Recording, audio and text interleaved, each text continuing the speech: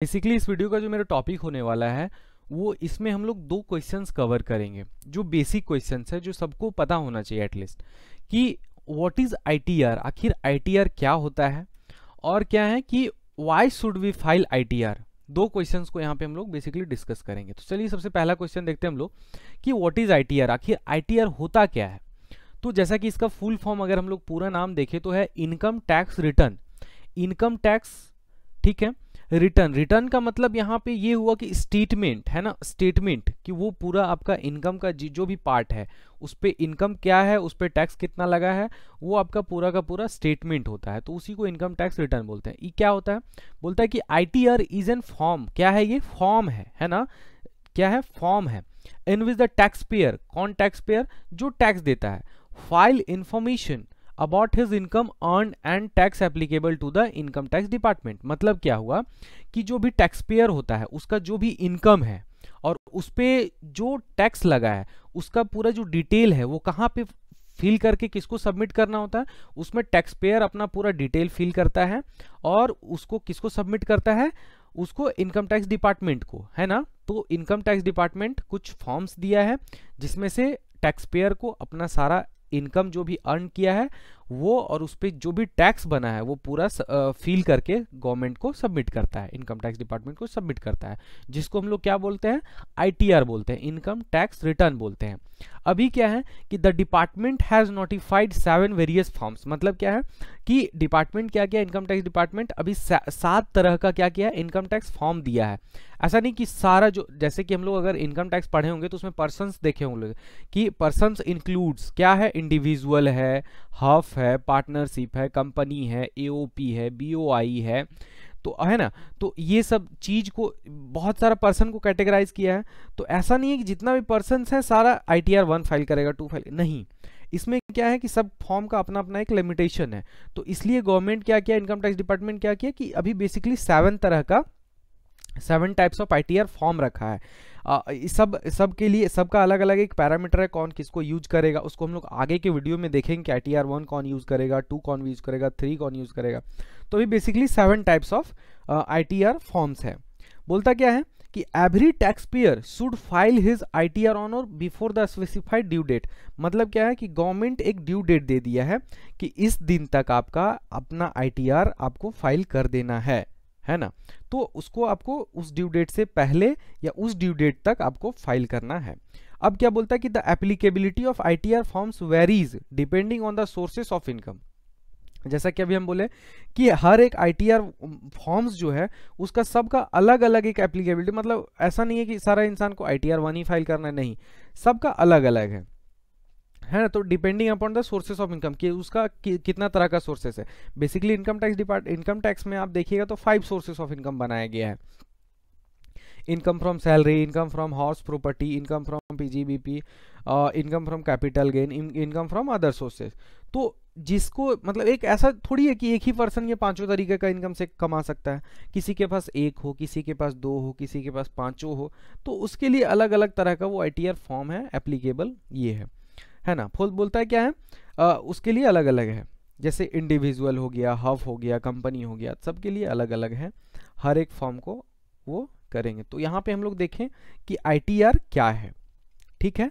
ITR एक क्या है, स्टेटमेंट है, एक फॉर्म है जिसमें टैक्स पेयर क्या करता है, अपना जितना भी इनकम अर्न किया है उसका वहाँ पे डिटेल्स देता है और उस पर जो टैक्स लग रहा है जो एप्लीकेबल है उसका डिटेल्स होता है, जो with the help of ITR tax payer submit their income earned cum tax reports to the government, ठीक है। तो हम लोग समझें कि व्हाट इज आईटीआर। अब जो नेक्स्ट क्वेश्चन है हम लोग का है कि why should you file ITR, क्या रीजन है हम लोग को फाइल करने का, क्यों फाइल करना है मेरे को, है ना। तो बोलता क्या है कि it is mandatory to file income tax returns ITR in India if any of the conditions mentioned below are applicable to you. मतलब अभी जो हम लोग हर एक पॉइंट डिस्कस करेंगे, अगर इतना सारा पॉइंट में अगर एक भी आप इसके अंदर आ रहे हैं तो you will have to file your ITR, income tax returns. तो सबसे पहला देखते हैं कि पहला कंडीशन क्या है। तो पहला कंडीशन क्या बोलता है कि अगर आपका if your gross annual income, है ना, is more than the basic exemption limit as specified below. अब बेसिक एग्जेम्पशन लिमिट मतलब क्या है कि इनकम टैक्स डिटरमाइन कर दिया है, इनकम टैक्स हम लोग को फैसिलिटी देता है कि अगर एज लिमिट पे डिपेंड है, एक सिटीजन होता है, एक सीनियर सिटीजन होता है, एक सुपर सीनियर सिटीजन होता है, तो जो 60 से नीचे है, ठीक है, तो वो नॉर्मल सिटीजन है। अगर 60 से अबव बट 80 से नीचे है तो उसको हम लोग सीनियर सिटीजन बोलते हैं, तो उस केस में अलग है। और अगर 80 से भी अबव है तो उसको हम लोग सुपर सीनियर सिटीजन बोलते हैं। तो इनकम टैक्स डिपार्टमेंट क्या किया है, इनकम टैक्स में हम लोग को ये फैसिलिटी दिया है कि इस लिमिट में जो आता है सबका एग्जेम्पशन लिमिट जो है अलग अलग है। तो अगर कोई बंदा अगर इंडिविजुअल है तो हुज मतलब एज उसका अगर 60 ईयर से कम है, अगर 60 ईयर से कम है और 2.5 लाख से अगर कम उसका इनकम है तो it is not mandatory to file ITR। लेकिन अगर बेसिक एग्जेम्पशन लिमिट 2.5 लाख से अबव है तो उसको क्या करना है, ITR फाइल करना है।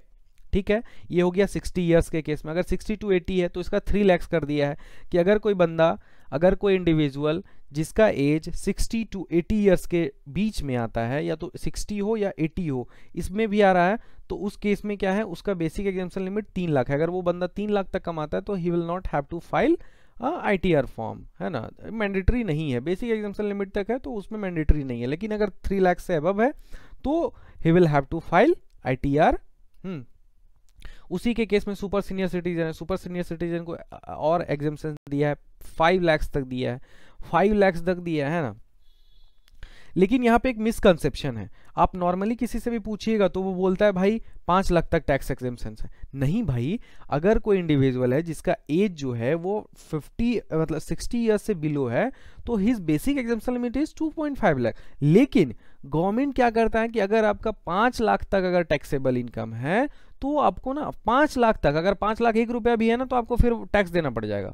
अगर 5 लाख तक है तो क्या करता है कि रिबेट देता है गवर्नमेंट। कि गवर्नमेंट किस चीज का रिबेट देता है, तो बोलता है ना कि अगर उसको ना 87A का रिबेट मिल जाता है कि अगर किसी का जो टैक्सेबल इनकम है वो 5 लाख तक आ रहा है तो उसको उतना का एग्जेम्पशन लिमिट मिल जाता है। तो that's why that's not the basic exemption limit, है ना। बेसिक एग्जेम्पशन लिमिट कितना 2.5 है, 5 लाख तुम्हारा बेसिक एग्जेम्पशन लिमिट नहीं है। तो ये चीज था मेन पॉइंट डिस्कस करने का। तो फर्स्ट पॉइंट देख लिया, अगर ये बेसिक एग्जेम्पशन लिमिट से आपका अगर अबव आ रहा है इनकम तो आपको ITR फाइल करना होगा, पहला रीजन। सेकंड रीजन क्या बोलता है कि if you want to claim an income tax return from the department. अब इसका मतलब क्या हुआ, दूसरा रीजन, अगर आप कहीं पे काम किए हो और आपका TDS डिडक्ट हुआ हो, है ना, TCS कलेक्ट हुआ हो, तो इन दैट केस अगर आपका टैक्स लाइबिलिटी भी नहीं बन रहा है और आपको वो जो TDS डिडक्ट हो गया है, TCS कलेक्ट हो गया है, वो आपको रिफंड में चाहिए, या तो आप एडवांस टैक्स ज़्यादा जमा कर दिए हैं तो आपको उसको रिफंड में चाहिए, तो उसको वापस लेने के लिए आपको ITR फॉर्म्स फाइल करना पड़ेगा। दूसरा हो गया। तीसरा क्या है कि if you have earn from or have invested in foreign assets during a financial year, जो भी फाइनेंशियल ईयर है, अगर आप फॉरेन में इन्वेस्टमेंट किए हैं, फॉरेन यानी कि विदेश में कोई इन्वेस्टमेंट किए हैं, वहां से कोई आपका इनकम हुआ है तो आपको ITR फॉर्म फाइल करना पड़ेगा। फोर्थ पॉइंट क्या है, if you wish to apply for visa, है ना, और लोन।